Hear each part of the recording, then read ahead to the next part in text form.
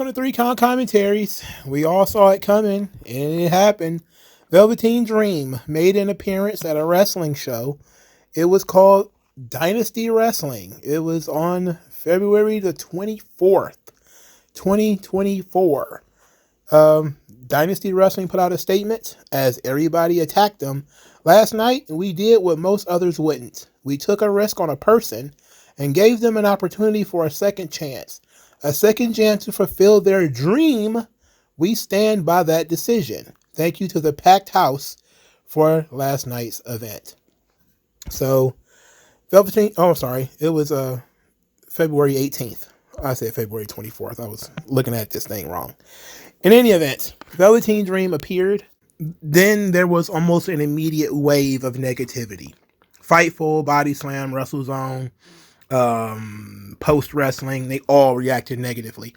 Nobody had heard of this promotion before. Nobody had ever talked about this promotion before. But now everybody's talking about it because of the Velveteen Dream. The owners seem to be standing behind the decision. Kudos to them. The way it was handled, however, I'm not a fan of. Now, apparently what occurred was that Velveteen Dream was a surprise. Basically, he was unadvertised, and he just popped out. And he made an open challenge, and then he wrestled on the show. So a lot of fans, some of the smarter ones, the ones who are just kind of like not just yelling about him being a pedo and how much they hate him and all, he should die and all that stuff. A lot of people are saying, why didn't you give the audience a choice? And I actually agree with that. You know, if you're going to book somebody who is a controversial figure, you should give the audience a choice. You should say, this controversial person is going to be in the building. We're standing by it. We're going to take the slings and the arrows because we know that the wrestling media is going to attack us. And you're going to take the slings and the arrows that come with it. If that's what you want to do, so be it. But you should give the people a choice. Give the audience a choice. By taking away the audience's choice, I disagree with that. Yes, I know that wrestling shows sometimes are built in on surprises. Who's going to show up? We never know who's going to show up. For Velveteen Dream, he is a controversial figure. You should give people a heads up. Because you never know what kind of people are going to be at the show, how they're going to react. One of these statements I saw says that this company says that it's bringing family-friendly wrestling, and then they bring out a pedophile. In my book, I'm very sensitive about the pedophile title. I don't think he's a pedophile. You know, he was never arrested on any charges of pedophilia. He was never found guilty. He wasn't even arrested or charged, let alone found guilty. Therefore, in my book, he's innocent. Is it suspicious? Sure. You know, but is he guilty of anything? The answer is no. And therefore, it's up to the promoter to make that decision. Would MagMongoSlade book Velveteen Dream on his wrestling show? Probably not, because I would be interested in making money. And I see that the wrestling media will not let you make a dime booking Velveteen Dream. And if they had known that he was going to book Velveteen Dream, they probably would have let a boycott outside your facility. They probably would have contacted the venue or, you know, anything in order to get this thing shut down. But that's also one of the benefits of the surprise, is that there couldn't be any backlash until he actually showed up. So from that perspective, they got over on the audience. They got over on the wrestling media. And I think that if you wanted to book him, you should have just told everybody you were going to book him and then saw what the reaction was going to be. You know, was it going to be mostly negative? Yes. Especially from the wrestling media, it was going to be, especially online, it was going to be mostly negative. When you look at the show itself, and I've seen clips of it, most people seem to be indifferent to positive. There was no verbal attacks on him. Nobody called him a pedo. Nobody booed him, yelled at him, or anything like that. So it seems to me that everything went off without a hitch, and the audience was not too upset that Velveteen Dream was there. I didn't see anything about people walking out on the show, because you always have that option of people just getting up and walking the hell out of this promotion. But I did see people saying, like, shame on his opponent for wrestling him. Shame on the promoter. What does he think about this locker room that he's got here? And I say, bro, this guy probably runs a show once a month. What kind of locker room do you think he has? Again, nobody's ever heard of Dynasty Wrestling. This thing probably runs once a month. He doesn't have a locker room. None of these are his wrestlers signed to contracts to him or anything like that. These are all independent contractors.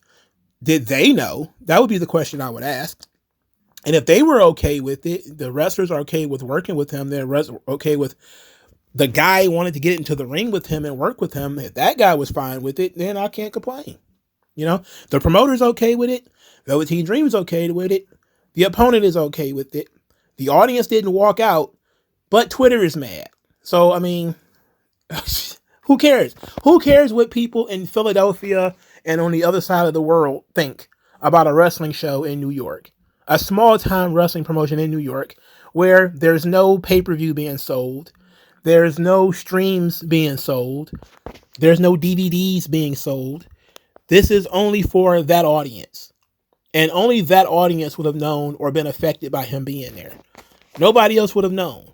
There's hundreds of wrestling shows that go on pretty much every weekend, and nobody knows about them. You only know about this one because a controversial figure showed up.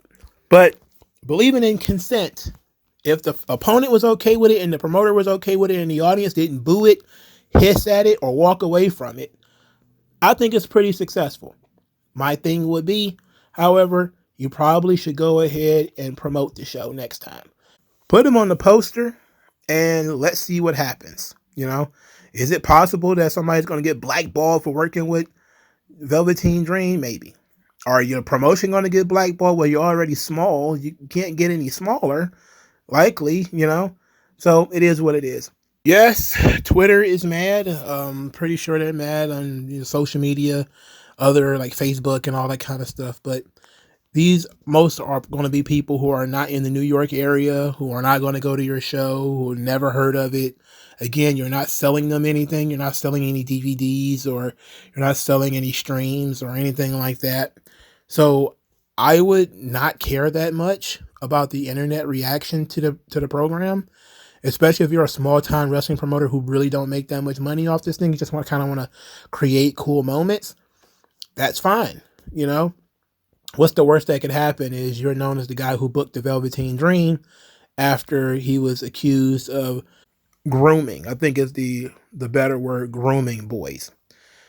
If that's what you can live with that because it was just an accusation, it wasn't something that actually occurred, he was never arrested, then, you're standing by principles at the very least. And since he is only an alleged pedophile and alleged groomer, so what? I mean, it is what it is. People still book Alberto Del Rio. Conan still books Alberto Del Rio, for God's sake. Jerry the King Lawler, he still manages to wrestle until he had his health issues. 30 years of Jerry Lawler, being accused of having sex with a 13-year-old girl. He was still wrestling, still featured on Monday Night Raw, still on the show every week. He dealt with his legal issues. He was never found guilty, and he was even charged with it, but he was never found guilty. People need to be able to move on. Yes, in life, people are accused of things. Some of those things are true. Some of those things are false. And we have a system where we can find out whether things are true or not. Velveteen Dream did not go through that system. He did not go through the system of evidence, of point, counterpoint. We went through the system of a guy made an accusation on Twitter and everybody just believed it. But I think it would at least been fair to let the audience know that he was going to be there, to put him on the poster and see what happens. If your show bombed, then you know that it was a mistake and you don't have to do it again. Now you've gotten all the negativity. Whenever the next show will be, I guess you'll see what the reaction is going to be to hiring Velveteen Dream. Is it going to be positive or is it going to be negative? We shall see. Like, share, subscribe. Thank you guys for your time. I'll talk to you guys later, man. Peace.